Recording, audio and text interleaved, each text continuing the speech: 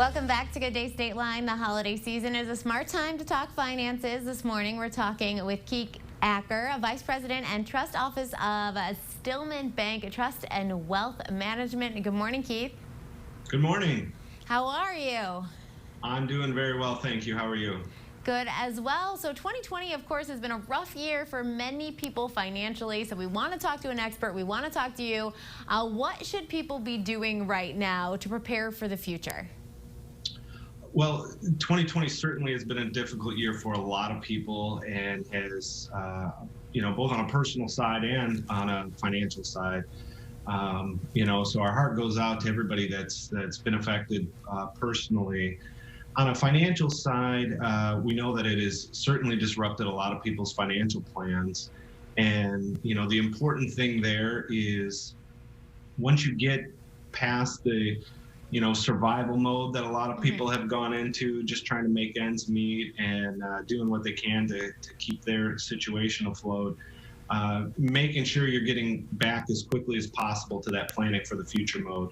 So the important thing there is going to be checking your financial plan and talking to a professional to make sure that your investments and your plan going forward is going to give you the best possible chance to succeed going forward for a long-term basis, looking at retirement and things like that.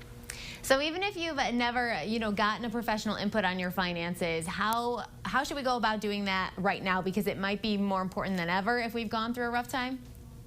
Absolutely. So the importance with having a professional opinion when you're looking at your financial plan is a professional is going to help you avoid those big mistakes that could occur as you're going about trying to do things yourself. I mean, it's the example that I have is, real quick, I have a potential client was looking to retire at the age of 63.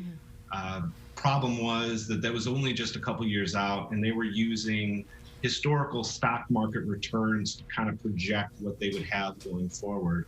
What they didn't do was take into account the volatility that the stock market could have. So they use historical returns of the stock market averaging 10%. There's no guarantee that that's going to come to pass over the next 1 year, 3 year, 5 years. So you have to take that into account.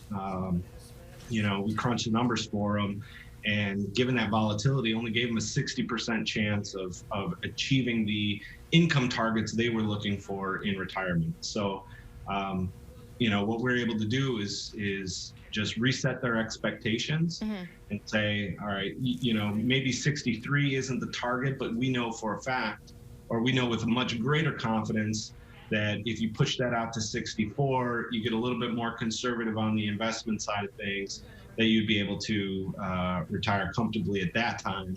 And then if things change over the next couple of years, or they're able to save more than they think, the market is kinder than expected, that 63 is still in target. But what it gives them is more confidence that they have a plan that they know will work, instead of just, having a plan that they hope could do the best. So I think that professional opinion can give you that insight and help you avoid some of those blind spots that somebody might have doing it themselves.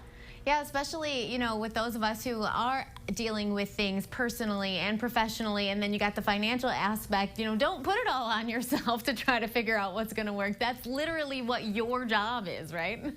Correct. So speaking of investments, what should we be investing in right now? Well, that's a really good question, and I get that a lot. But the unfortunate answer that people don't like to hear, but especially when I used to teach finance at Rockford University, my students would hear it all the time, is anything dealing with personal finance, the answer is always, it depends.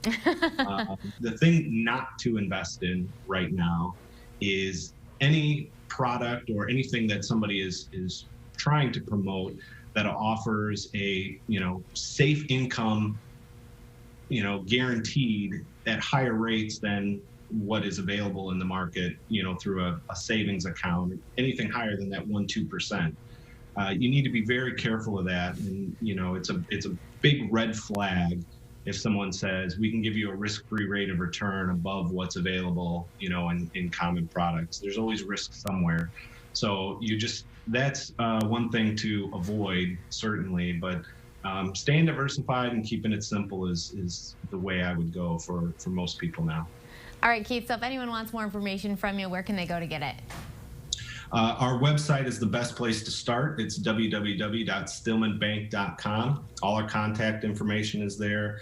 And we do have an occasional Stillman 2 Cents blog on that page that sometimes goes out. And you can find us on social media as well. We have a Facebook page, Instagram, that all have our contact links there, can take you to the website. Perfect. So that's a good place to start out. Awesome, Keith. Well, thanks so much for joining us this morning. You're very welcome. Thank you for having me.